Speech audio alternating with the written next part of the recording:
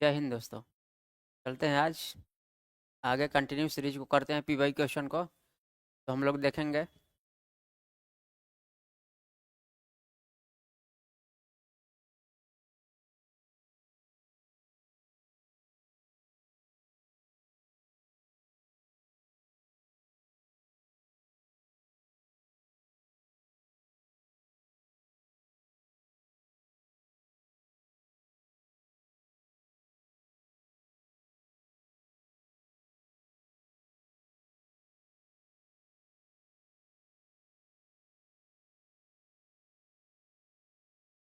तो आज हम लोग देखने वाले हैं कि भारतीय बैंकों की कहाँ अधिकतम शाखाएं हैं। यूएसए में, यूके में, बांग्लादेश में, श्रीलंका में। तो सबसे पहले देखेंगे कि बैंक बैंक होता क्या है। बैंक क्या होता है? तो बैंक जहाँ मुद्रा का जो प्रवाह है, मुद्रा का प्रवाह मुद्रा का प्रवाह क्या होता है, या धन का प्रवाह क्या होता है कि अधिक से कमी की ओर होता है। अधिक से कमी की ओर होता है। अधिक से कमी की ओर होता है।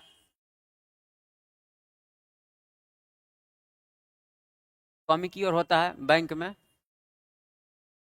तो सबसे पहले देखेंगे कि बैंक जो है वह दो तरह का काम करता है, प्राथमिक कार्य और दूसरा गौण कार्य। प्राथमिक काम और गौण कार्य। बैंक लोन भी देता है, जमा स्वीकार करता है। जब बैंक जमा स्वीकार करेगा तो क्या होगा? जब जमा स्वीकार करेगा तो उसे क्या करना पड़ेगा? ब्याज का भुगतान करना पड़ेगा। ब्याज का भुगतान करना पड़ेगा। तो इससे क्या होगी? बैंक की क्या होगी? देयता में वृद्धि, यानी कि देयता होगी इसकी। और जबकि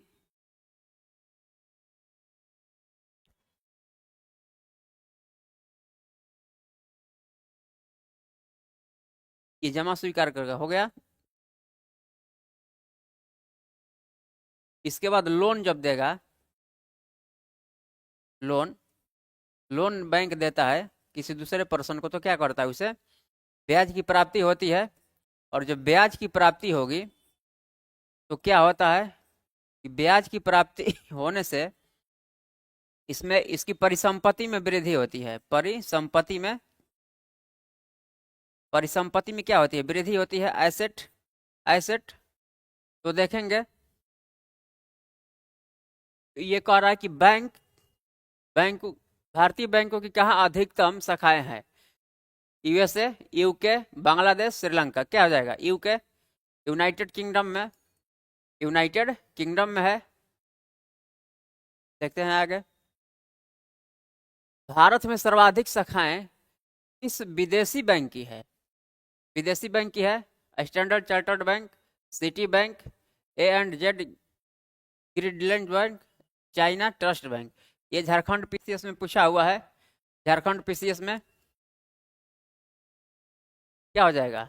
ए हो जाएगा इसका।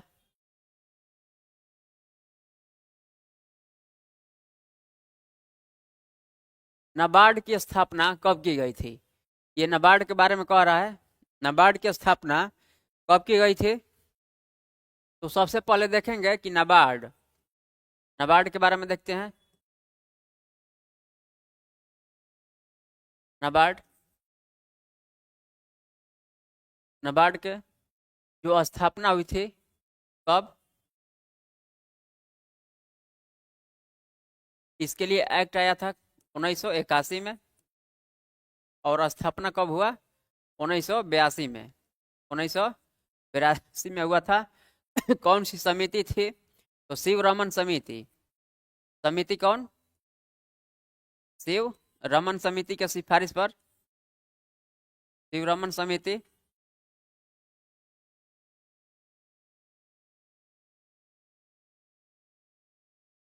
ये नाबार्ड है तो क्या है? ये पुनर्वित्त एजेंसी है। पुनर्वित्त एजेंसी। पुनर्वित्त एजेंसी का काम करता है। पुनर्वित्त एजेंसी के कहने का अर्थ क्या है? पुनर्वित्त एजेंसी के कहने का अर्थ ये हुआ कि ये डायरेक्ट किसी को लोन नहीं देता है, उधार नहीं देता है। ठीक। तो किसको देगा? ये पहले बैंक को देगा किसी, और बैंक क्या करेगा, ये किसी बैंक से लेगा और दूसरे को क्या करता है, उधार देगा। तो इसी को क्या बोलते हैं, पुनर्वित्त एजेंसी। नाबार्ड के लिए, ये जब नाबार्ड की स्थापना हुई थी तो कितने करोड़ पूंजी, इसमें पूंजी पूछता है, कितने करोड़ पूंजी के साथ इसकी स्थापना हुई थी। तो 100 करोड़ पूंजी के साथ, 100 करोड़ पूंजी के साथ इसकी क्या हुई थी स्थापना, 100 करोड़ पूंजी, 100 करोड़ पूंजी के साथ की स्थापना हुई थी। बाद में इसे बढ़ाकर कितना कर दिया गया, 30,000, 30,000 करोड़, 30,000 करोड़ इसकी पूंजी कर दी गई, 30,000 करोड़। ये 30,000 करोड़ कब किया गया था, तो 2017 में, 2017 में क्या हुआ था कि 2017 में जो इसकी एक्ट है, अधिनियम 1981 में क्या किया गया, संशोधन किया गया था, संशोधन किया गया था। तो इसकी पूंजी को बढ़ाकर कितना, 30,000 करोड़ कर दिया गया। ये अधिकतम नहीं है, इसको और भी बढ़ाया जा सकता है, ठीक। तो देखेंगे कि नाबार्ड की स्थापना कब हुई थी, 15 अगस्त 1947, 1 अप्रैल 1951, 12 जुलाई 1982, 26 जनवरी 1950। ये एमपीपीसीएस में पूछा हुआ है, तो क्या हो जाएगा, 12 जुलाई 1982, ठीक। देखते हैं आगे, बढ़ जाते हैं। राष्ट्रीय कृषि एवं ग्रामीण विकास बैंक की स्थापना किस पंचवर्षीय योजना में की गई थी। ये नाबार्ड की बात कर रहा है, नाबार्ड, नाबार्ड की बात कर रहा है। 1982, 1982 में स्थापना, तो कब हुआ था,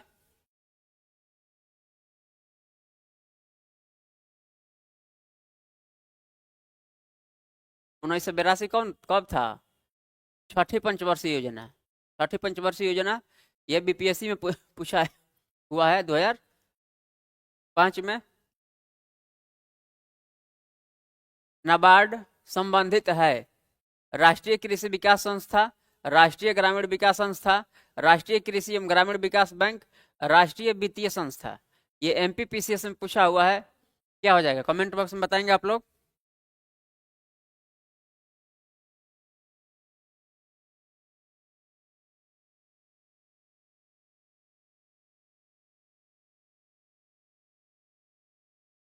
राहुल कुमार जी लिख रहा है, चलिए कमेंट बॉक्स में बताइए आप लोग क्या हो जाएगा, सी हो जाएगा इसका।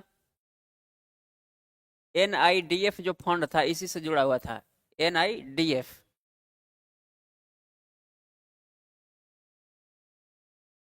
सॉरी, आरआईडीएफ है, इसी को बोलते हैं। क्षेत्रीय ग्रामीण बैंक किसके द्वारा प्रायोजित होते हैं, राष्ट्रीयकृत वाणिज्यिक बैंक, भारतीय reserve bank, state bank of India, Bharat सरकार। देखेंगे कि क्षेत्रीय ग्रामीण बैंक, आरआरबी के बारे में बात कह रहा है, आरआरबी, आरआरबी सबसे पहले इसकी स्थापना कब हुई थी, आरआरबी की स्थापना 2 अक्टूबर 1875 को हुई थी। कब स्थापना इसकी, स्थापना 2 अक्टूबर 1975 को।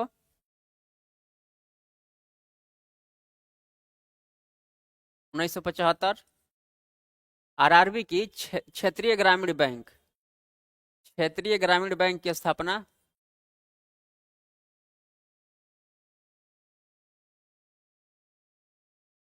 2 अक्टूबर 1975 को हुआ था। ये क्षेत्रीय ग्रामीण बैंक कितने हैं, 43 है।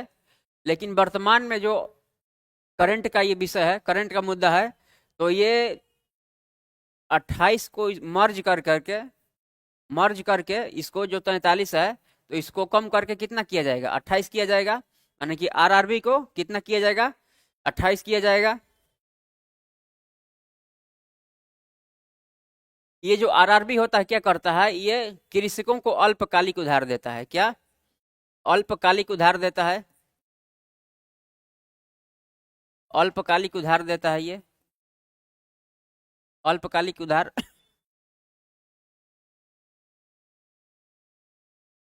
जैसे किसान, एग्जाम्पल में क्या हो जाएगा, किसान क्रेडिट कार्ड, किसान क्रेडिट कार्ड, किसान क्रेडिट कार्ड में जो उधार देता है यही देता है आरआरबी, ठीक। तो आरआरबी अब पूछता है कि आरआरबी का जो विलय है किस समिति के सुझाव पर किया गया था। आरआरबी का विलय खुसरो समिति के सुझाव पर किया गया था। किस समिति के सुझाव पर? खुसरो समिति।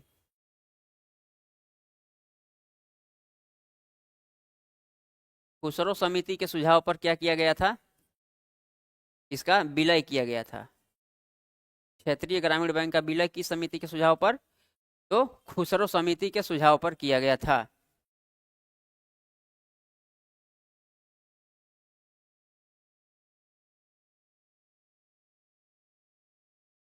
इसमें देखते हैं कि आरआरबी में हिस्सेदारी कितनी होती है। आरआरबी, चूंकि ये चर्चा का विषय है, आरआरबी चर्चा में है, तो इसलिए इसे क्वेश्चन बन सकते हैं। तो आरआरबी में जो केंद्र की भागीदारी होती है, हिस्सेदारी होती है, कितना होता है? तो इसमें केंद्र की हिस्सेदारी 50%, 50% होता है। इसके बाद राज्य की कितनी हिस्सेदारी होता है? और एगो प्रायोजक होता है। प्रायोजक कोई बैंक हो सकता है। प्रायोजक क्या होगा? बैंक हो सकता है। तो इसमें देखेंगे कि 50% हो गया, यानी कि केंद्र की हिस्सेदारी कितनी है? 50%। 15% राज्य की है, बचा कितना? 35%। यानी कि 35% किसमें, किसका होगा? प्रायोजक का। प्रायोजक क्या होता है? प्रायोजक कोई बैंक हो सकता है। ठीक। तो ये क्षेत्रीय ग्रामीण बैंक क्या करता है? ये ऋण देता है और जमा भी स्वीकार करता है। ठीक, जमा स्वीकार करता है और ऋण भी देता है, दोनों का काम करता है।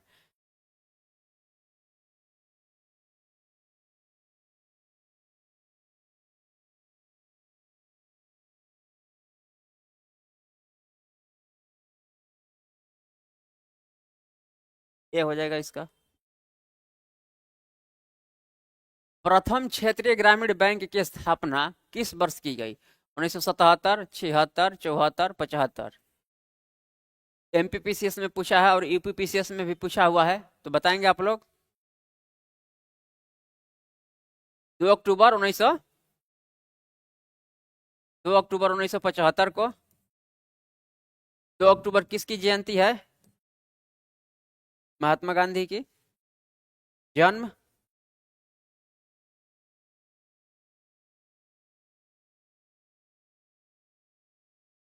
जन्म 2 अक्टूबर 1869 को।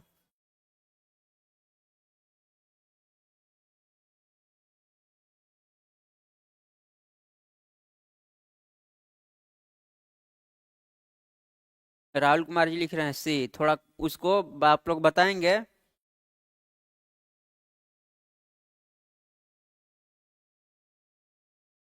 क्वेश्चन नंबर लिख करके इसका आंसर बताएंगे आप लोग। ठीक। देखते हैं। वित्तीय सुधारों पर नरसिंहम समिति के ने स्थापित करने का सुझाव दिया था। बैंकिंग संरचना का 4 स्तरीय अधिक्रम, बैंकिंग संरचना का 3 स्तरीय, बैंकिंग संरचना का 2 स्तरीय अधिक्रम और शीर्ष संस्थाओं द्वारा एकीकृत नियंत्रण। ये एसएससी में पूछा हुआ है। एसएससी में बताएंगे आप लोग इसका।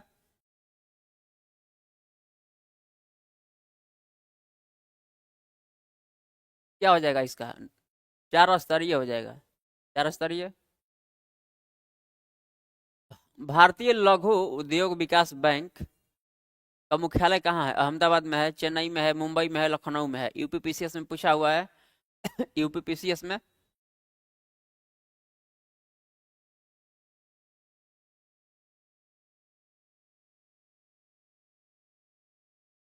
सीडीबी जिसको कहा जाता है, सीडीबी, इसका कहाँ है हेडक्वार्टर? लखनऊ में है। लखनऊ में।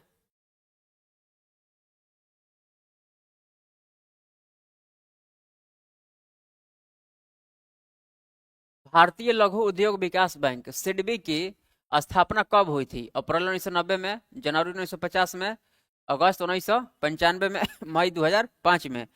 एमपीपीसीएस में पूछा हुआ है, बताएंगे आप लोग कमेंट बॉक्स में।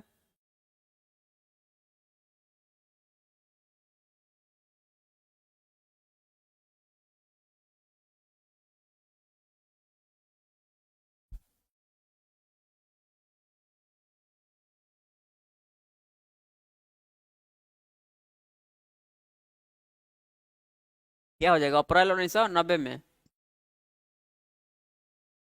लाला लाजपत राय निम्नलिखित में से किस बैंक के संस्थापक थे? Union bank of India, state bank of India, bank of Baroda, Punjab national bank. ये एसएससी में पूछा हुआ है। एसएससी में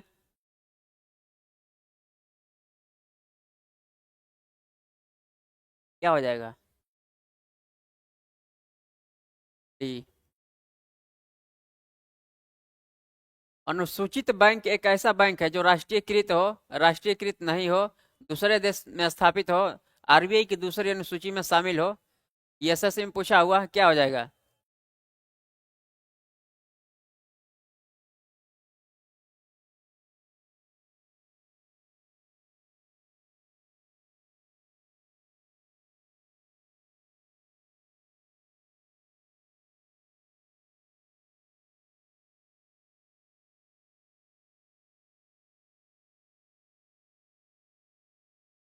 एक आरबीआई आरबीआई अधिनियम है 1934 का। आरबीआई अधिनियम 1934 है। इसमें सेकेंड अनुसूची में क्या है? सेकेंड अनुसूची में अनुसूचित बैंक के बारे में बताया गया है। अनुसूचित बैंक के बारे में बताएंगे आप लोग कि आरबीआई एक्ट किस, आरबीआई का गठन कब किया गया था और किस समिति के सुझाव पर? आरबीआई का गठन 1935 में हुआ था, 34 में अधिनियम आया था, और किस समिति के सुझाव पर? Young Hilton, young young Hilton समिति।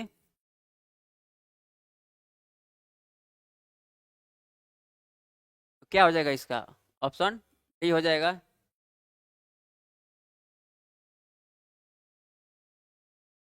ये जो धारा है, इस सेकेंड अनुसूची जो है, ये क्या करते हैं, किसके दो भागों में बांटती है? बैंक, अनुसूचित वाणिज्यिक बैंक और अनुसूचित गैर वाणिज्यिक बैंक। अनुसूचित अनुसूचित वाणिज्यिक बैंक, अनुसूचित वाणिज्यिक बैंक और अनुसूचित गैर वाणिज्यिक बैंक।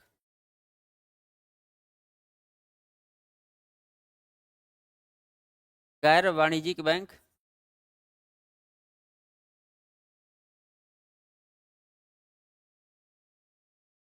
दो भागों में, तो यही पूछा है। तो क्या हो जाएगा? डी हो जाएगा ऑप्शन। बैंक दर वह दर है जिस पर एक बैंक पब्लिक उधार देता है। आरबीआई पब्लिक उधार देता है, आरबीआई वाणिज्यिक बैंकों को उधार देता है, भारत सरकार अन्य देशों को उधार देती है। ये एसएससी में पूछा हुआ है। बैंक बैंक दर बताएंगे आप लोग कमेंट बॉक्स में।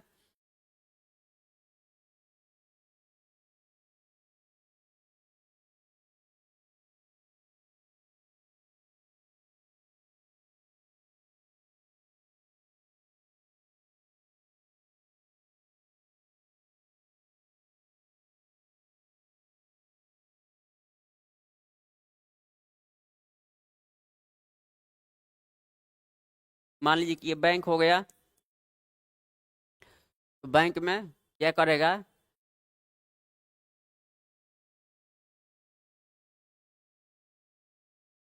कि बैंक रेट पर क्या होता है कि आरबीआई क्या करता है कि बैंक को क्या कर उधार देता है, उधार। तो मान लीजिए कि जो आरबीआई उधार देगा बैंक रेट पर, किसको? बैंक को। तो बैंक को अब क्या देना पड़ेगा बदले में? आरबीआई को क्या देना पड़ेगा? ब्याज का भुगतान करना पड़ेगा, ब्याज का भुगतान करना पड़ेगा, भुगतान। तो इसके बाद जो बैंक क्या करेगा? आरबीआई को देगा, ब्याज के भुगतान करेगा। तो ये इसके लिए क्या होगा? इसके लिए देयता सृजित करेगा, देयता सृजित करेगा। ठीक। तो इसमें आरबीआई को क्या होगा? फायदा होगा, यानी कि परिसंपत्ति का क्या होगा? निर्माण होगा। तो क्या हो जाएगा? आरबीआई वाणिज्यिक बैंकों को क्या करता है? उधार देता है। बैंक दर में परिवर्तन से प्रभावित होता है ब्याज की बाजार दर, निवेश के लिए चुनिंदा उद्योग, नकदी आरक्षण अनुपात, ऋण देने वाले बैंक। एसएससी में पूछा हुआ है।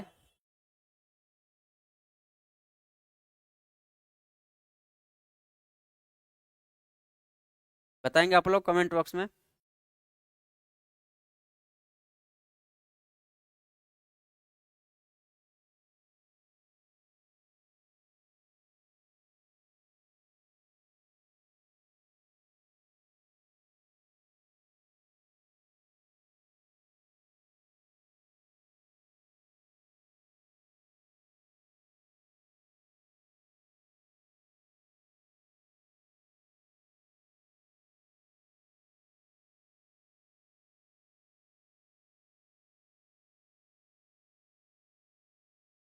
तो सबसे पहले हम लोग देखेंगे कि जो आरबीआई हो है वो क्या करता है, शाख नियंत्रण का काम करता है।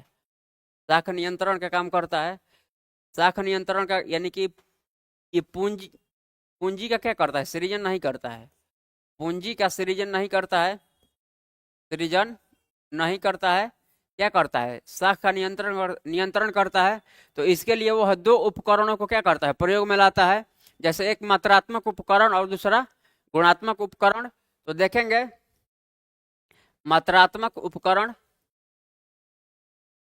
मात्रात्मक उपकरण, इसके बाद गुणात्मक उपकरण उपकरण गुणात्मक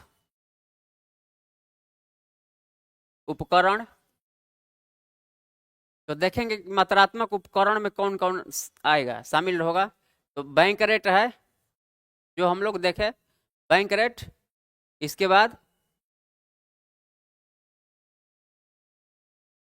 रेपो रेट है।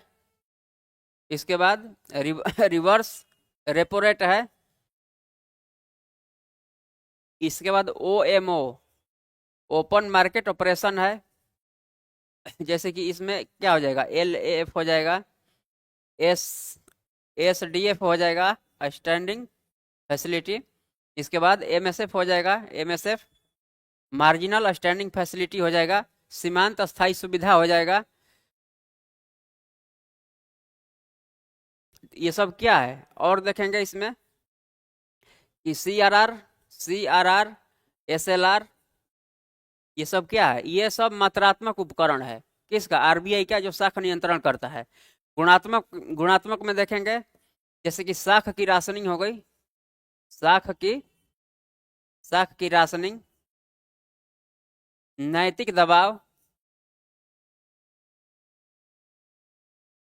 नैतिक दबाव, ये सब क्या है, ये गुणात्मक उपकरण है, गुणात्मक उपकरण है। ठीक।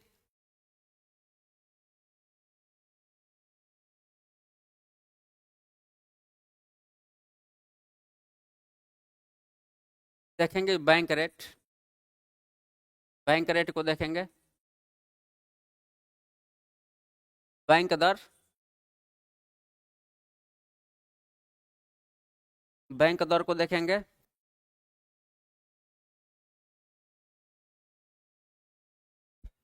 तो आरबीआई क्या करता है कि बैंक को उधार देता है। आरबीआई बैंक को क्या करता है, उधार देता है। जो आरबीआई होता है क्या करता है, बैंक को उधार देता है। किस रेट पर, तो बैंक रेट पर देता है। Bank rate bank rate bank rate पर देता है, लगभग में कितना, 6.7%, 75% है। लेकिन अब इसमें क्या किया गया है कि ये जो चर्चा में है, इसलिए कि 0.25 क्या किया गया है, इसमें कमी की गई है। जैसे कि एमएसएफ को भी देखेंगे, एमएसएफ एचडीएफ, इसमें सब कमी किया गया है। तो मात्रात्मक उपकरण क्या है, चर्चा में है। तो चर्चा में है तो इससे क्या करेगा, क्वेश्चन पूछेगा। तो आरबीआई जो होता है ये बैंक को क्या करता है, दीर्घकालिक उधार देता है। कौन सा उधार, दीर्घकालिक उधार देता है, दीर्घकालिक उधार देता है। तो क्या हो जाएगा इसका, ब्याज की दर प्रभावित, ब्याज ब्याज की बाजार दर। रेपो रेट के बारे में निम्नलिखित में से कौन सा एक सही नहीं है। यह अल्पकालिक ऋण केंद्रीय बैंक द्वारा प्रभावित ब्याज दर है। यह अल्पकालिक ऋण ग्रहण पर वाणिज्यिक बैंकों को द्वारा चुकाई गई ब्याज दर है। यह किसी वाणिज्यिक बैंक और केंद्रीय बैंक के बीच ऋण संविदा में सहमत ब्याज है। यह प्रतिभूति की लागत है। ये सीडीएस में पूछा हुआ है। सीडीएस में आरआर के बारे में कह रहा है, रेपो रेट के बारे में, रेपो रेट के बारे में।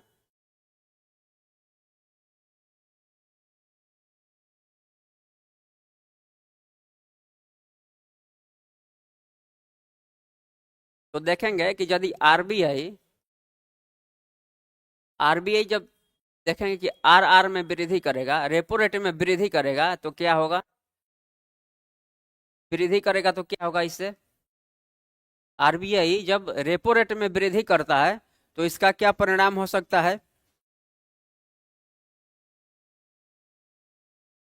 इस बैंकों के साख सृजन क्षमता में क्या होगा, कमी होगा। साख बैंकों के साख सृजन क्षमता में कमी, हो जाएगी। जैसे मान लीजिए कि आर कितना है, 5% है, तो 5% है तो 100 का 5% कीजिएगा तो कितना हो जाएगा,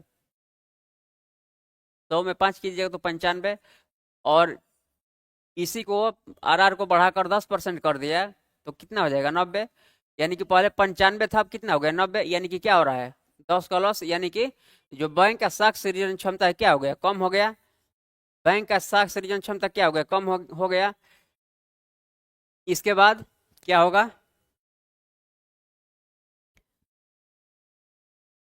तरलता में क्या होगी, तरलता में, बाजार में तरलता में क्या हो जाएगी, कमी हो जाएगी। तरलता में कमी होगी। इसके बाद उधार के ब्याज दर में क्या होगा, वृद्धि होगा। उधार के ब्याज दर में वृद्धि। जब ब्याज दर में वृद्धि होगा तो क्या होगा, लोन क्या होगा, लोन सस्ता होगा कि महंगा होगा।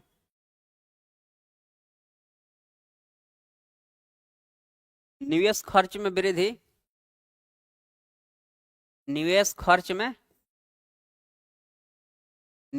में वृद्धि होगा। ठीक। इसके बाद देखते हैं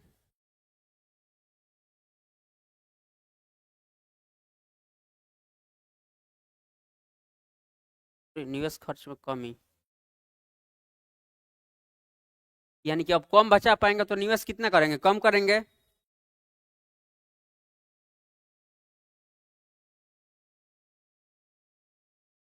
संकुचित और मौद्रिक नीति का, संकुचित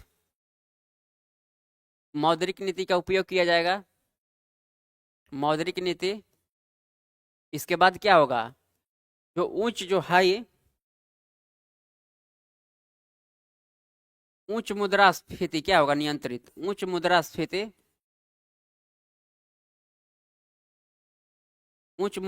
क्या हो जाएगा, नियंत्रित।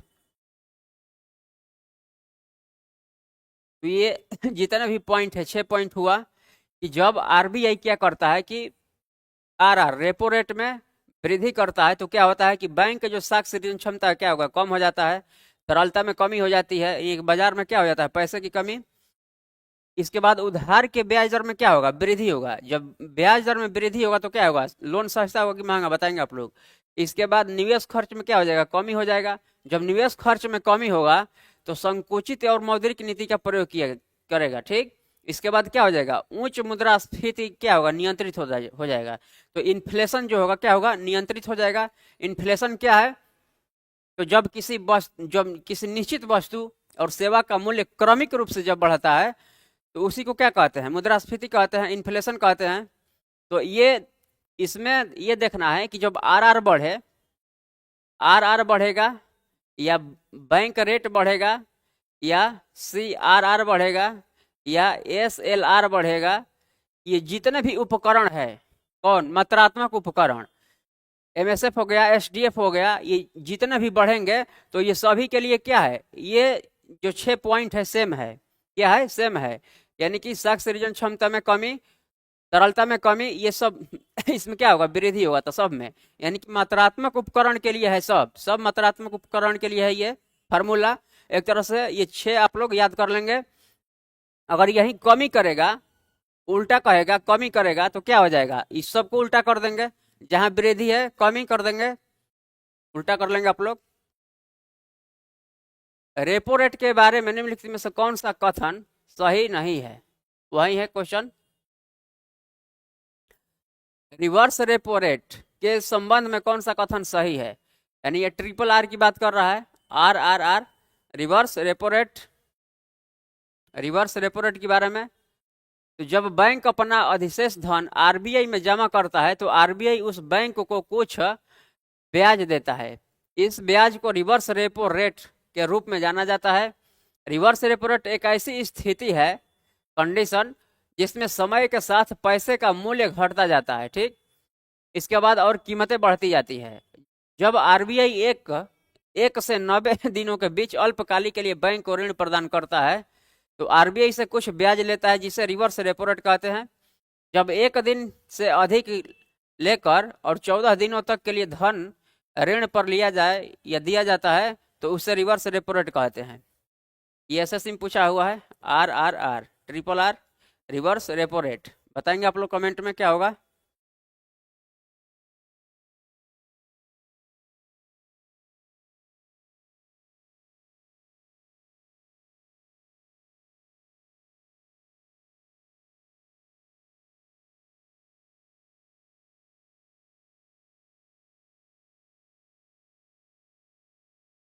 क्या हो जाएगा, ए हो जाएगा इसका। ए, नकदी रिजर्व अनुपात CRR किसे निर्दिष्ट करता है? निवल नेट मांग और आवधिक देनदारियों और अंश जो तरल परिसंपत्ति के रूप में बैंकों को रखना होता है। निवल मांग और आवधिक देनदारियों का अंश जो आरबीआई के पास बैलेंसेस बैलेंस के रूप में बैंकों के पास रखना होता है। निवल मांग और आवधिक देनदारियों को अंश जो बैंकों को उनके नकदी रिजर्व के रूप में रखना होता है। नकदी धारिता निवेश बैंकों के साथ अनुपात सीडीएस में पूछा हुआ है। सीडीएस में CRR, cash reserve ratio. CRR का अर्थ क्या हुआ? Cash reserve ratio.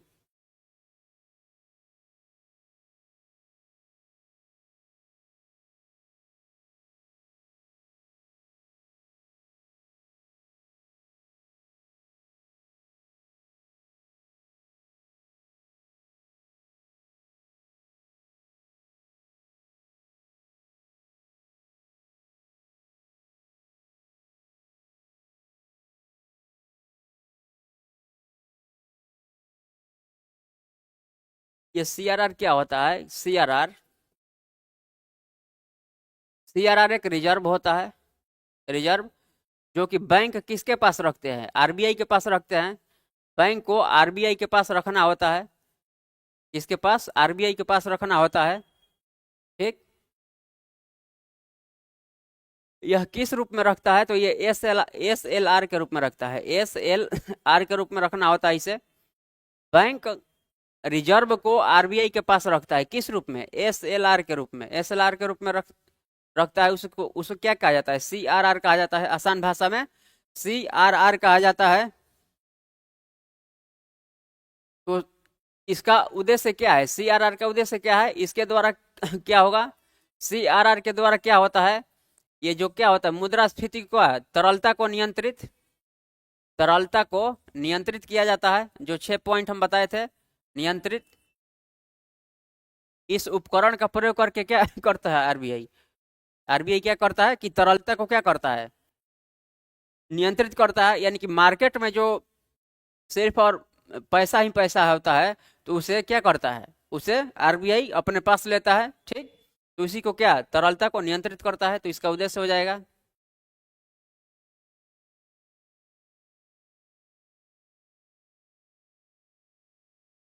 देखते हैं आगे। कुल जमा का अनुपात जो एक वाणिज्यिक बैंक को भारतीय रिजर्व बैंक के पास रखना चाहिए उसे कहा जाता है। कानूनी आरक्षित अनुपात, वैधानिक तरलता अनुपात, नगदी आरक्षित अनुपात, जमा अनुपात। ये बीपीएससी में पूछा हुआ है। बीपीएससी में पूछा हुआ है। बताएंगे आप लोग कमेंट बॉक्स में।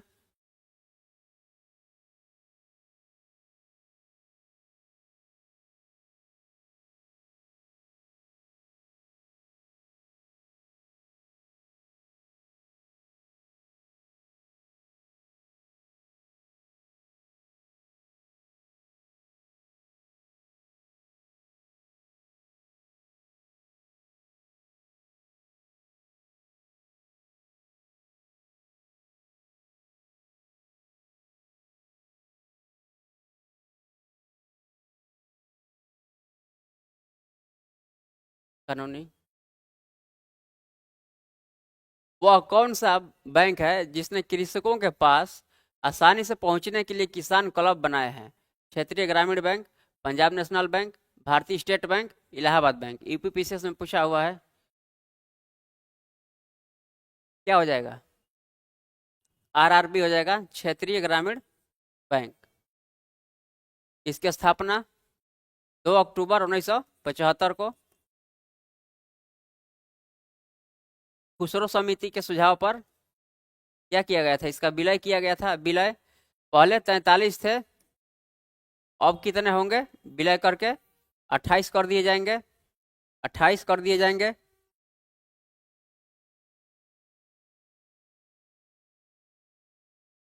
बैंक ऑफ बड़ौदा बीओबी के साथ विजया बैंक और देना बैंक का समामेलन कब हुआ था? अप्रैल 2018, जनवरी 2019, जून 2019, अप्रैल 1 अप्रैल 2019। एसएससी में पूछा हुआ ये।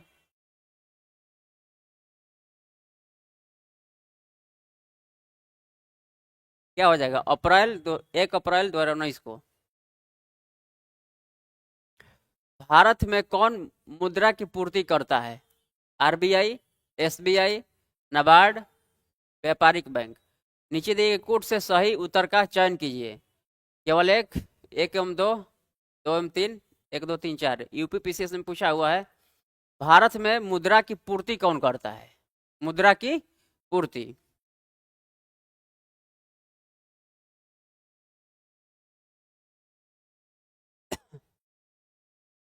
रिजर्व बैंक ऑफ इंडिया करता है। कौन? Reserve bank of India. केवल एक हो जाएगा, केवल एक। 1969 में कितने बैंकों का राष्ट्रीयकरण किया गया था? 10, 12, 14, 16। एसएससी में पूछा हुआ है, बताएंगे आप लोग कमेंट बॉक्स में।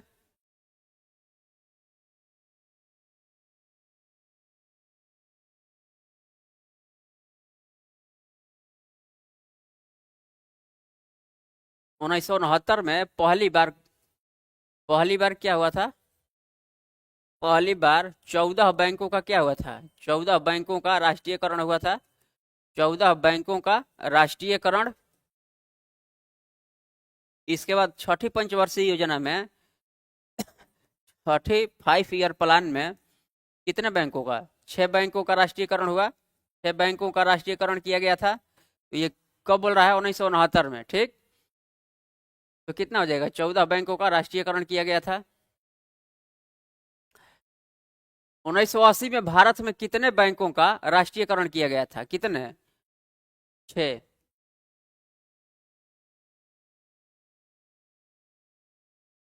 छठी पंचवर्षीय योजना में ये 6 है और ये भी 6 है। तो छठी पंचवर्षीय योजना में कितने बैंकों का विलय? तो 6 बैंकों का सॉरी राष्ट्रीयकरण किया गया था। एमपीपीसीएस में पूछा है ये क्वेश्चन। भारत में सिक्के जारी करने के लिए कौन अधिकृत है? भारतीय रिजर्व बैंक, वित्त मंत्रालय, इंडियन ओवरसीज बैंक, भारतीय स्टेट बैंक, एसबीआई, आरबीआई। इसकी स्थापना 1934 में अधिनियम आया था। और कब किया गया? 35 में। कौन सी समिति? यंग हिल्टन समिति के सुझाव पर। इसके बाद देखेंगे कि जो एसबीआई है, SBI state bank of India, तो एसबीआई को पहले 1921 में किस नाम से जाना जाता था? तो पहले ये था एसबीआई। 1955 में इसका नामकरण किया गया। 1955 में गोरेवाला समिति। कौन? गोरेवाला समिति के सिफारिश पर। इसके बाद 1921 में इंपीरियल बैंक के नाम से जाना जाता था, इंपीरियल बैंक। और यहीं 55 में क्या हो गया? इसका नाम बदल करके एसबीआई हो गया। अब सिक्का जारी, तो एक सिक्का अधिनियम था। सिक्का अधिनियम 2011 में आया था। सिक्का अधिनियम कब का है? तो सिक्का अधिनियम 2011 का है। सिक्का अधिनियम 2011। तो ये सिक्का अधिनियम था, कब आया था? 2011 में आया था। तो ये कौन करता है? वित्त मंत्रालय। सिक्का जारी करता है वित्त मंत्रालय। आप लोग बताएंगे कि अधिकतम कितने रुपयों की सिक्का जारी की जा सकती है, कितने रुपए तक की। ठीक, और न्यूनतम कितना रुपया? भारत में मौद्रिक नीति कौन बनाता है? केंद्रीय सरकार, भारत का औद्योगिक वित्त विभाग, भारतीय रिजर्व बैंक, भारत का औद्योगिक विकास निगम। एसएससी में पूछा हुआ है। मौद्रिक नीति है, मौद्रिक नीति। तो देखेंगे कि सबसे पहले क्या था? कि 15 से पहले राजकोषीय नीति के लिए ये काम करते थे सरकार, और सरकार भी करती थी काम, सरकार और आरबीआई दोनों मिल करके इसे क्या करते थे, मौद्रिक नीति का संचालन करते थे, राजकोषीय नीति का। लेकिन क्या हुआ कि इन लोगों में बैलेंस नहीं बन पा रहा था तो 2015 में एक आया था, एमपीएफए आया था, एमपीएफए, मॉनेटरी पॉलिसी फ्रेमवर्क एग्रीमेंट आया था। कब? 2015 में। तो इसने क्या किया कि आरबीआई अधिनियम 1934 की धारा में क्या किया, संशोधन किया और दो शब्द को जोड़ा। कौन? 45ZA, 45ZA और 45ZB को जोड़ा था, 45ZB को जोड़ा था, 45ZA और 45ZB को जोड़ा था। तो ये किससे संबंधित है? 45Z और 45,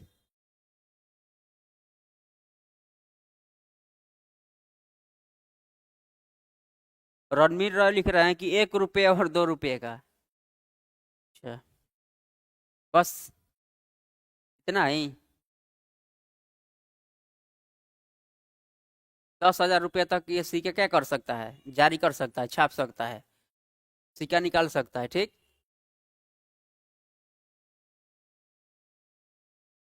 जैसे कि आप लोग देखे होंगे कि 75 रुपये का सिक्का निकलता है किसी के स्मारक के रूप में। स्मारक के रूप में क्या होता है कि 75 रुपये किसी के सम्मान में, सम्मान में क्या होता है कि 75 रुपये का सिक्का, 100 रुपये का सिक्का, तो वही है, अधिकतम कितने का कर सकता है। ठीक, तो इसमें क्या हो जाएगा,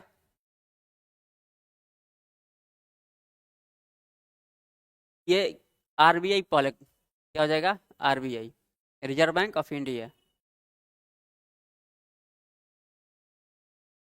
ये आईटी होता है, IT, inflation targeting, inflation targeting, inflation, inflation targeting होता है। यानी कि मुद्रास्फीति लक्ष्यीकरण, मुद्रास्फीति, मुद्रास्फीति लक्ष्यीकरण। ये कौन था? ये 45Z, 45ZA और एक ZB है। तो देखेंगे कि ये क्या होता है। तो इसमें हम लोग देखेंगे कि एक फार्मूला होता है, क्या? 4 + -2 का, 4 + -2 का होता है, 4 + -2 का होता है। यानी कि अधिकतम कितना हो सकता है? 4 और न्यूनतम 2, और दोनों को जोड़ेंगे तो 6 भी हो सकता है। ठीक, तो यही है मुद्रास्फीति लक्ष्यीकरण। मैंने इसी के दायरे में क्या करना है, इन्फ्लेशन को, इन्फ्लेशन को क्या करना है, इसी के दायरे में रखना है। ठीक, तो यही है क्या, मुद्रास्फीति लक्ष्यीकरण। 45ZB है, 45ZB, ये एमपीसी से है, एमपीसी, मॉनेटरी पॉलिसी कमेटी से है, मॉनेटरी पॉलिसी कमेटी से जुड़ा हुआ है। तो 45ZB चर्चा में है, आप लोग देख लेंगे इसको। ठीक, तो मुद्रा आपूर्ति किसके द्वारा नियंत्रित की जाती है? योजना आयोग, वित्त आयोग, आरबीआई, व्यापारिक बैंक। तो देखेंगे योजना आयोग को पहले। तो योजना आयोग का गठन कब किया गया था? योजना आयोग 1950 में किया गया था। कब? 1950 में, मार्च 1950 में, मार्च 1950 में किया गया था योजना आयोग। इसके बाद एक एनडीसी था, एनडीसी, इसके कार्यों को देखता था NDC, national development council, national development council, national development council, यानी कि राष्ट्रीय विकास परिषद, राष्ट्रीय विकास परिषद, राष्ट्रीय विकास परिषद, राष्ट्रीय विकास परिषद। गठन कब हुआ था इसका? तो इसका गठन कब हुआ था? 1952। तो एनडीसी को किसने एनडीसी को किसने सर्वोच्च कैबिनेट, यानी कि सर्वोच्च मंत्री परिषद का दर्जा दिया था, कहा था? तो के संथानम, के संथानम द्वारा ये संस्थानम द्वारा क्या किया गया, कहा गया? सर्वोच्च मंत्री परिषद। सर्वोच्च मंत्री परिषद कहा गया था, सर्वोच्च कैबिनेट। इसके बाद इसका स्थान किसने लिया? 2015 में नीति आयोग ने लिया था। कौन? नीति आयोग। नीति आयोग। इसके बाद वित्त आयोग। तो बताएंगे आप लोग कि वित्त आयोग का गठन किस आर्टिकल में है, चर्चा है 280 में है। यह संवैधानिक संस्था है। क्या है? संवैधानिक संस्था है वित्त आयोग। और ये जो योजना आयोग है ये सांविधिक निकाय है। क्या है? सांविधिक निकाय है, ये पूछा हुआ है। लेकिन ये जो वित्त आयोग है इसका चर्चा किस आर्टिकल में है? 280 में है। ये संवैधानिक संस्था है। कैसी? संवैधानिक संस्था है। तो वित्त आयोग का काम क्या है? केंद्र और राज्यों के बीच जो टैक्स का जो बंटवारा होता है, यही क्या है, ये वित्त आयोग का काम है। तो बताएंगे कि 15वें वित्त आयोग कौन थे? 15वें वित्त आयोग कौन थे? एन के सिंह। और 16वें वित्त आयोग अरविंद पनगढ़िया। तो इसके बारे में ये चर्चा में है, आप लोग देख लेंगे। ठीक। आरबीआई का हम लोग पढ़ ही लिए हैं। आरबीआई तो क्या हो जाएगा? मुद्रा आपूर्ति किसके द्वारा नियंत्रित की जाती है? मुद्रा आपूर्ति किसके द्वारा नियंत्रित की जाती है? आरबीआई। भारत में ग्रामीण अवस्थापना विकास कोष कार्यक्रम को क्रियान्वित करने वाली मुख्य संस्था है नाबार्ड, राज्य सहकारी बैंक, आरबीआई, एसबीआई। यूपीपीसीएस में पूछा हुआ है, कमेंट में बताएंगे आप लोग। कमेंट में बताएंगे आप लोग।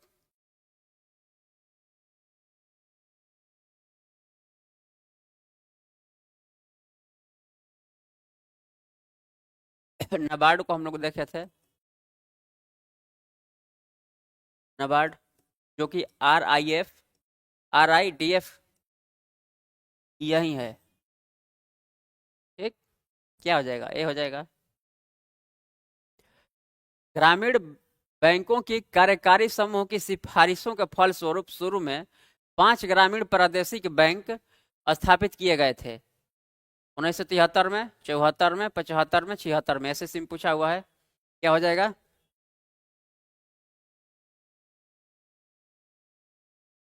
1975 में। 1975 में। निम्नलिखित में से कौन सा माल के आयात हेतु विदेशी विनिमय को स्वीकृति देता है?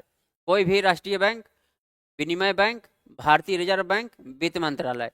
यूपीपीसीएस में पूछा हुआ है। यूपीपीसीएस में बताएंगे आप लोग।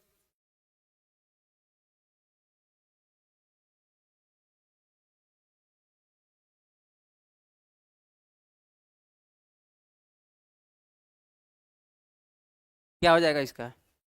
कमेंट में बताइए आप लोग।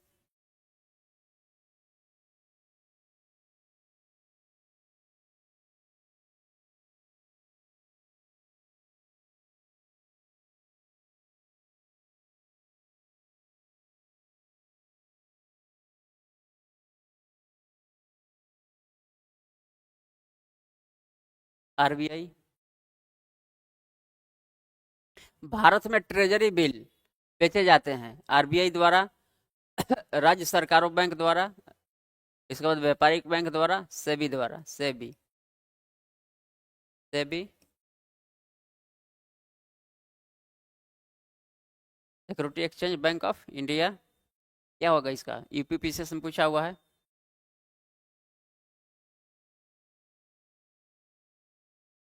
ट्रेजरी बिल किसके द्वारा? आरबीआई के द्वारा। आरबीआई। भारत में व्यापारिक बैंकों की देनदारी के घटकों में निम्नलिखित में से सबसे महत्वपूर्ण कौन है? सावधि जमा धनराशि, मांग जमा धनराशि, अंतरबैंक देनदारियां और अन्य उधार। क्या हो जाएगा?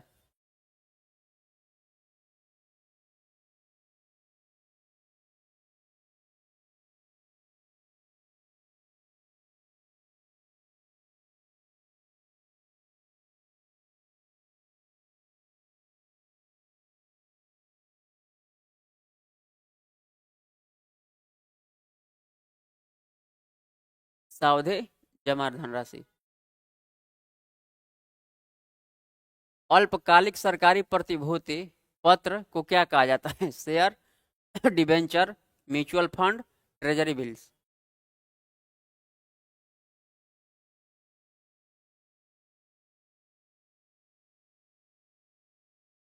प्रतिभूति, ट्रेजरी बिल कहा जाता है, टीवी, ट्रेजरी बिल्स।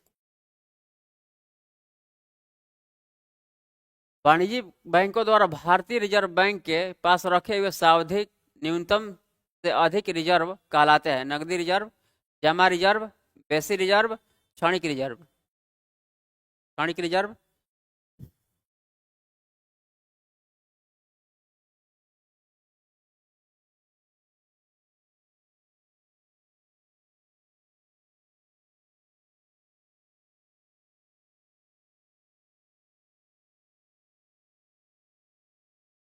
नकदी रिजर्व। किसी अर्थव्यवस्था में निम्न में से कौन सा ऐसा कार्य है जो कार्यों में शामिल नहीं है? विदेशी मुद्रा विनिमय का कार्य, मौद्रिक नीति पर नियंत्रण, सरकारी खर्च पर नियंत्रण, बैंकर का बैंक बैंकर का बैंक के रूप में कार्य। एसएससी में पूछा है 35।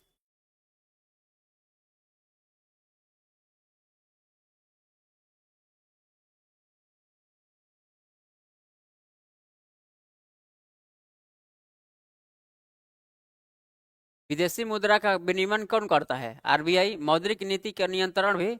इसके बाद बैंकों का बैंक, आरबीआई को क्या कहा जाता है? बैंकों का बैंक कहा जाता है। बैंकों का बैंक कहा जाता है। तो सरकारी खर्च पर नियंत्रण कौन करता है? नहीं किया जाता है इसमें। भारत में कि सभी राष्ट्रीयकृत वाणिज्यिक बैंकों में बचत खातों पर दी जाने वाली ब्याज दर किसके द्वारा निर्धारित की जाती है? केंद्रीय वित्त मंत्रालय, केंद्रीय वित्त आयोग, भारतीय बैंक संघ, इनमें से कोई नहीं। यूपीएससी में पूछा है। यूपीएससी में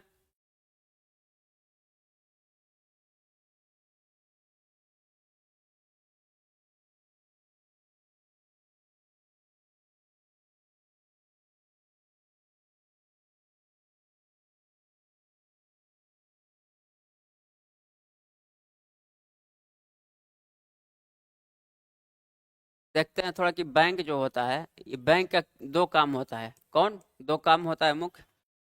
प्राथमिक काम और प्राथमिक कार्य और गौण कार्य। गौण कार्य, गौण कार्य। तो प्राथमिक कार्य में देखेंगे कि इसमें क्या हो जाएगा और गौण कार्य में क्या हो जाएगा। प्राथमिक कार्य और गौण कार्य में इसमें हो जाएगा कि जमा स्वीकार करता है। बैंक क्या करता है? जमा स्वीकार करता है।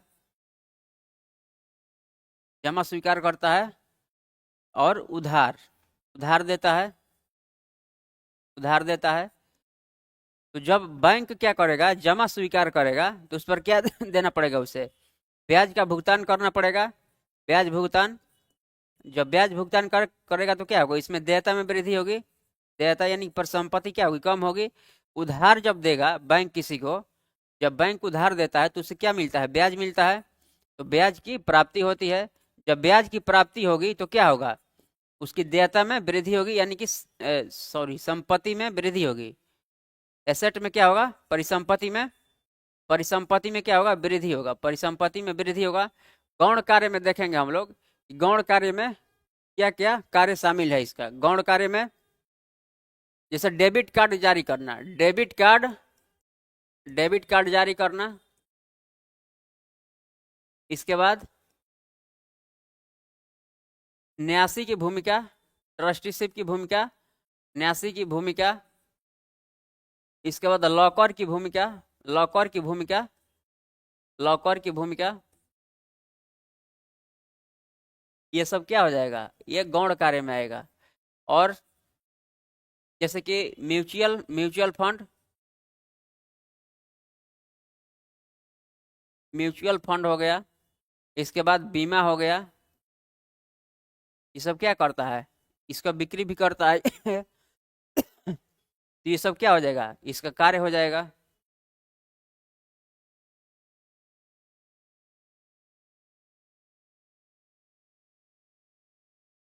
जब भारतीय रिजर्व बैंक नकदी रिजर्व अनुपात सीआरआर में वृद्धि की घोषणा करता है तो उसका क्या तात्पर्य है? जब सीआरआर में वृद्धि होगा तो क्या होगा? सीआरआर बढ़ेगा तो क्या होगा? वाणिज्यिक बैंक के पास उधार देने के लिए कम मुद्रा होगी। इसके बाद भारतीय रिजर्व बैंक के पास उधार देने के लिए मुद्रा होगी। इसके बाद वाणिज्यिक बैंकों के पास उधार देने के लिए अपेक्षाकृत अधिक मुद्रा होगी। केंद्र सरकार के पास उधार देने के लिए कम मुद्रा होगी। क्या हो जाएगा बताएंगे आप लोग? जो 6 पॉइंट बताए थे, 6 पॉइंट इसका बताए थे, तो क्या हो जाएगा? मुद्रा कम होगी कि उधार ज्यादा, ये अपेक्षाकृत अधिक मुद्रा होगी? क्या होगा इसका आंसर? क्या हो जाएगा बताएंगे आप लोग कमेंट में?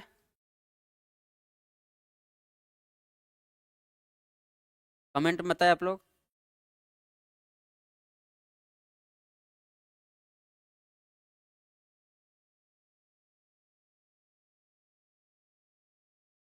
चाहत किंग लिख रहे हैं कि प्रणाम गुरुजी। प्रणाम आपको भी।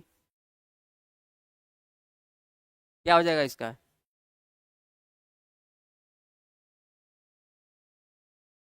मनी क्या हो जाएगा? कम हो जाएगा। भारत में निम्नलिखित में से कौन मुद्रास्फीति को नियंत्रित कर कीमत स्तर स्थिरता बनाए रखने के लिए उत्तरदायी है? उपभोक्ता मामले विभाग, व्यय प्रबंधन आयोग, वित्तीय स्थिरता और विकास परिषद, भारतीय रिजर्व बैंक। एलएएस में पूछा है। क्या हो जाएगा इसका?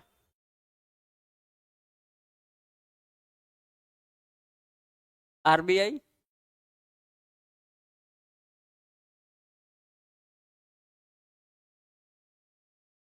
भारत के वाणिज्यिक बैंकों के कार्यों में शामिल है ग्राहकों की ओर शेयरों और प्रतिभूतियों की खरीद और बिक्री, वस, वसीयतों के लिए तथा न्यासी के रूप में कार्य करना। कौन सा सही है बताएंगे आप लोग? तो प्राथमिक कार्य और गौण कार्य में जो था,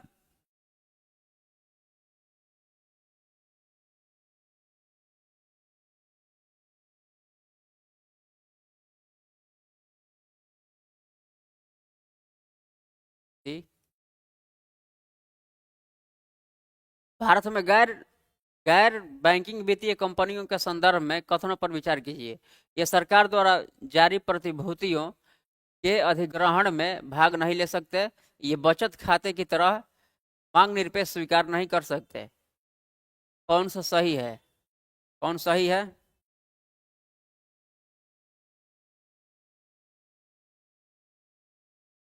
ये प्रतिभूतियों का अधिग्रहण में क्या करते हैं? भाग लेते हैं। भाग ले सकते हैं, लेकिन यहाँ नहीं दिया है तो क्या हो जाएगा? गलत हो जाएगा। इसके बाद कह रहा है कि मांग निरपेक्ष स्वीकार नहीं कर सकते हैं, तो ये बचत खाते की तरह क्या मांग को स्वीकार नहीं करते हैं? ये सही है। क्या हो जाएगा? केवल 2 हो जाएगा। निम्नलिखित में से कौन सी वाणिज्यिक शब्दावली उस क्रियाविधि को इंगित करती है जिसके माध्यम से वाणिज्यिक बैंक सरकार को उधार देता है? सीआरआर, टीएसओ, तरलता समायोजित सुविधा,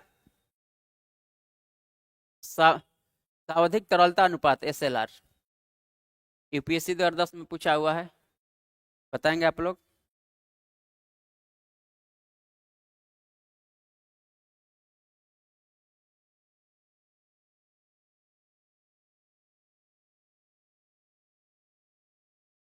क्या हो जाएगा? एसएलआर हो जाएगा।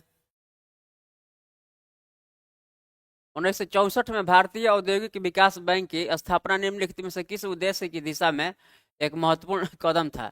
भारी उद्योगों को बढ़ावा देना, लघु उद्योगों को प्रोत्साहित करना, कृषि सहकारी समितियों का समर्थन करना, आवास ऋण उपलब्ध कराना। एसएससी में पूछा है ये।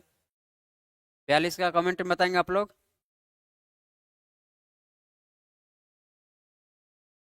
38 का लिख रहे हैं ये रणबीर। 38 का डी।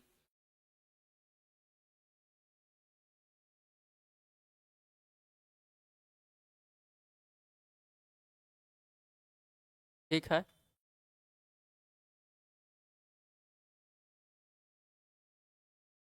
क्या हो जाएगा 42 का? 42 का क्या होगा?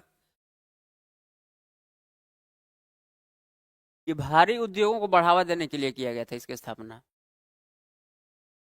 निम्नलिखित में से क्या उन लोगों के लिए छोटे ऋण का प्रावधान करता है जिनकी वित्तीय सेवाओं में कोई अन्य पहुंच नहीं होती है? सूक्ष्म ऋण, प्रधानमंत्री आवास योजना, गृह ऋण, सूक्ष्म वित्त, क्या हो जाएगा?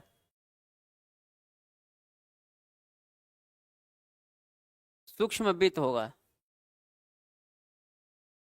भारत में कौन सा नियामक निकाय नियमों के अनुपालन को सुनिश्चित करने के लिए माइक्रो फाइनेंस संस्थाओं की देखरेख और पर्यवेक्षण करता है? भारतीय प्रतिस्पर्धा आयोग, सीसीआई, भारतीय रिजर्व बैंक आरबीआई, भारतीय प्रतिभूति एवं विनियामक बोर्ड सेबी, से, बीमा नियामक एवं प्राधिकरण। ये एसएससी में पूछा हुआ है, बताएंगे आप लोग कमेंट में।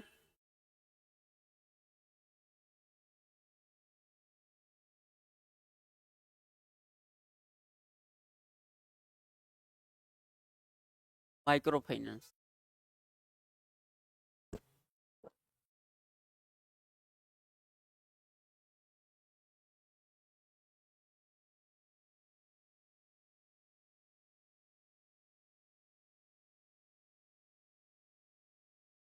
सेंट्रल बैंक केंद्रीय बैंक के परिणात्मक उधार नियंत्रण उपाय में निम्नलिखित में से कौन शामिल नहीं है? बैंक दर नीति, खुला बाजार प्रचलन, नकदी रिजर्व अनुपात, नैतिक दबाव। परिणात्मक, ये मात्रात्मक, एक होता है गुणात्मक। मात्रात्मक और दूसरा होता है गुणात्मक। शाखा नियंत्रण में जो आरबीआई करता है। खुला बाजार प्रचलन, OMO, open market operation, bank दर, बीआर, बैंक रेट, इसके बाद नकदी रिजर्व, सीआरआर, इसके बाद नैतिक दबाव। ये नैतिक दबाव है तो ये किस में होता है? गुणात्मक में होता है। नैतिक दबाव किस में होता है? गुणात्मक में होता है। क्या हो जाएगा इसका? डी हो जाएगा, नैतिक दबाव। साख की राशनिंग। इसके बाद बैंक दर में कमी मुद्रा पूर्ति में कर सकती है, कोई प्रभाव नहीं। कमी, वृद्धि, बराबरी, क्या होगा? बैंक रेट जब कम होगा तो क्या होगा? कौन सी घटना होगी इसमें, बताएंगे आप लोग।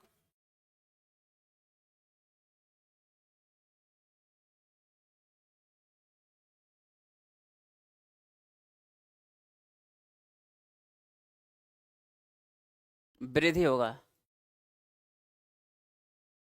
भारत में वर्तमान मुद्रा प्रणाली का प्रबंधन करता कौन है? केंद्रीय वित्त मंत्रालय, इंडिया फंड इक्विटी फाउंडेशन, राष्ट्रीयकृत बैंक, वाणिज्यिक बैंक।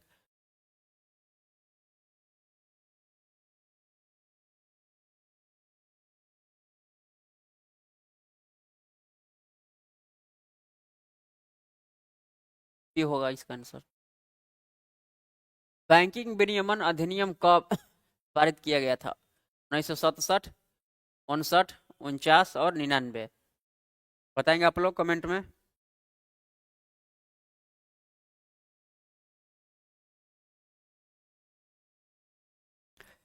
बैंकिंग अधिनियम, बैंकिंग विनियमन अधिनियम 1949 का था और एक सहकारी के लिए आया था, सहकारी।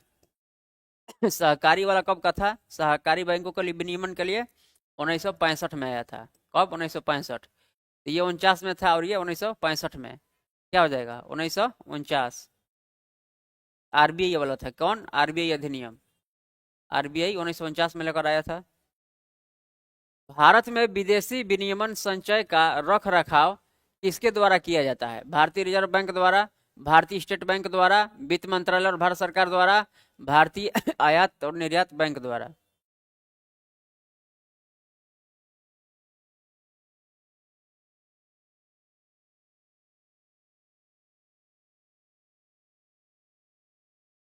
ए हो जाएगा इसका आंसर। ये आयात और निर्यात बैंक कौन है? एग्जिम बैंक है, एक्सपोर्ट इंपोर्ट बैंक। इसकी स्थापना कब? 1982 में। वहीं नाबार्ड के पहले हुई थी। नाबार्ड, नाबार्ड की स्थापना से पहले इस बैंक की स्थापना तो एग्जिम बैंक की हुई थी जनवरी में। ठीक, इसको ध्यान में रखना है, मिलान करने के लिए देता है। पहले एग्जिम होगा तब क्या होगा? नाबार्ड होगा। निम्नलिखित में से कौन भारतीय रिजर्व बैंक के पहले भारतीय गवर्नर थे?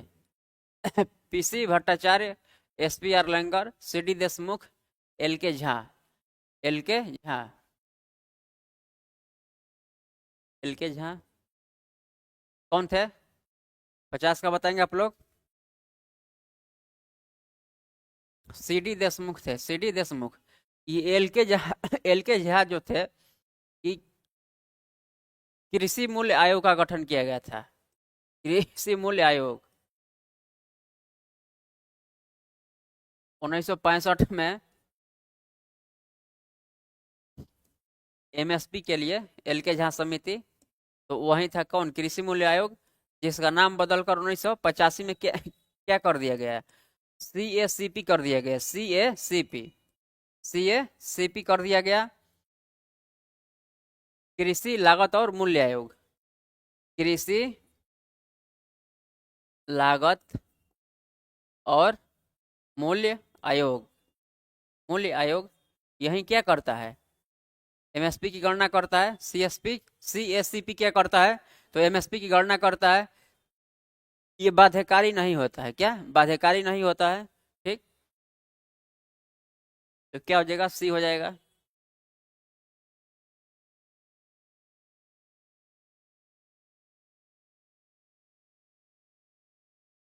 तो आज इतना ही है, देखेंगे फिर हम लोग कल मैराथन, कम से कम 150 या 200 क्वेश्चन होगा, तो आप लोग देखेंगे, उसको हम लोग देखने वाले हैं। ठीक, तो मिलते हैं कल फिर। Thank you.